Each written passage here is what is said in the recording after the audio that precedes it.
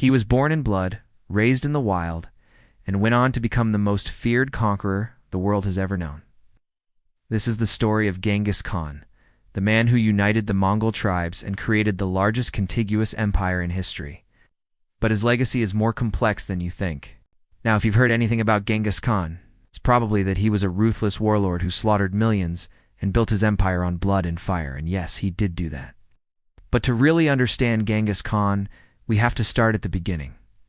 You see, Genghis Khan wasn't born into power. In fact, he wasn't even born Genghis Khan. He was born Temujin, around 1162, into a tribal world of constant war and betrayal.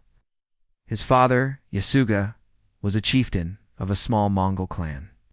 But when Temujin was 9, his father was poisoned by rivals. Temujin's family was then kicked out of their tribe and left to fend for themselves. They struggled to survive, scavenging for food, hunted by enemies, and betrayed by allies. At one point, Temujin and his family were forced to live in caves. It was a brutal existence, and most people wouldn't have survived it, let alone gone on to conquer the world. But Temujin was a bright young man. By his late teens and early 20s, he was gathering allies and defeating rival clans. And in 1190, he married a woman named Bert, who would later give birth to his first son, Joki. But Temujin's rise to power didn't come easy. In 1196, his wife and son were captured by rival horsemen. Temujin assembled an army and rode across the mountains and deserts to rescue them. Although the raid was successful, it took months. And when Temujin returned home, he found that his base had been attacked and his family had been forced to flee again. This time, Temujin tracked them down and made a decision that would change the Mongols forever. Instead of focusing on his own bloodline, he pledged loyalty to a powerful clan leader named Jamuka and helped him defeat rival tribes. Soon, Temujin was a war hero, and his reputation as a great leader was growing. But as the years passed, he and Jamuka grew increasingly frustrated with each other. So in 1206, Temujin called a meeting of all the Mongol tribes and declared himself Genghis Khan, reigning universal ruler. His rivals didn't stand a chance. One by one, he brought them into his empire, subjugating those who resisted and welcoming those who converted. The new Mongol Empire stretched from the Pacific Ocean to Eastern Europe, making it the largest contiguous empire in history. But Genghis Khan didn't just conquer land, he also restructured Mongol society. Loyalty to him and his heirs replaced loyalty to bloodlines. And he appointed generals based on merit, not nobility. With his empire unified, Genghis Khan set out to conquer the outside world. In 1211, he led his army west, targeting the Khwarezmian Empire. After besieging and sacking several cities, the Khwarezmians surrendered. But Genghis Khan wasn't done. He turned his attention to northern China, which he conquered in 1215. From there, he sent embassies to the Chinese emperor, demanding submission. When the emperor refused, Genghis Khan prepared for war. He recruited an army of 40,000 men and marched across the Gobi Desert. The Chinese had never seen anything like it. Genghis Khan's army was trained for mobility and discipline. They could travel light, striking fast, and disappearing quickly.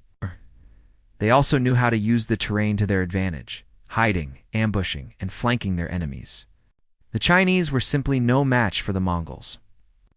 Within 2 years, Genghis Khan had conquered all of northern China. From there, he launched attacks against Persia and even threatened Europe. Although he never made it that far west, his conquests were brutal. Cities burned, millions died, and entire populations were wiped out.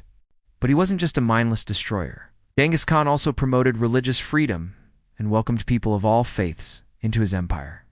He also reformed law and accounting practices, kept meticulous records of his empire, and even introduced diplomatic immunity and passports.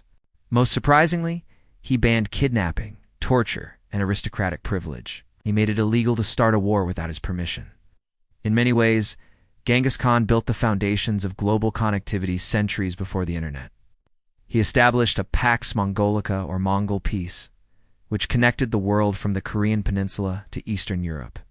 In 1227, however, Genghis Khan died under mysterious circumstances. Legends say he fell off a horse after a hunting trip, but others claim he was poisoned by an alchemist. Whatever the cause, he died knowing that his empire would outlive him. His sons and grandsons would go on to conquer even more land, including the famous Kublai Khan, who ruled China. But that's a story for another time. For now, let's focus on the man who started it all. Genghis Khan is often remembered as a ruthless warlord who slaughtered millions, but the truth is much more complex. He was a brilliant military leader who also promoted religious freedom and cultural exchange. He was a lawmaker who also kept meticulous records and reformed accounting practices. He was a conqueror who also promoted trade and diplomacy. In many ways, Genghis Khan was the original globalist, a visionary leader who saw the world as one giant interconnected place long before we did. So was Genghis Khan a hero or a villain or something in between? Well, that's for you to decide. If you learned something new today, give this video a like and subscribe for more stories from history. And let me know in the comments, what do you think? Genghis Khan, hero, villain, or something in between? Thanks for watching. See you next time.